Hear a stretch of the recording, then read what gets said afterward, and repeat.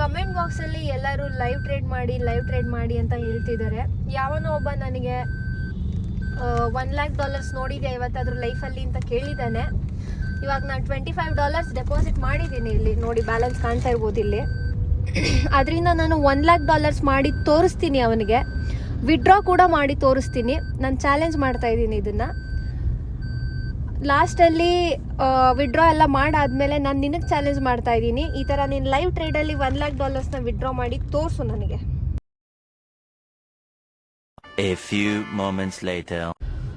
ಇನ್ನೂ ಲಾಸಲ್ಲೇ ಹೋಗ್ತಿದೆ. ನಾನು ಲಾಸ್ ಮಾಡಿಕೊಂಡು ಕ್ಲೋಸ್ ಮಾಡ್ತಾ ಇದ್ದೀನಿ. ಈಗ ನಾನು ಬೈ ಮಾಡ್ತಾ ಇದ್ದೀನಿ 5 ಲಾಟ್ಸಲ್ಲಿ 5 ಟೈಮ್ಸ್ ಬೈ ಮಾಡ್ತಾ ಇದ್ದೀನಿ.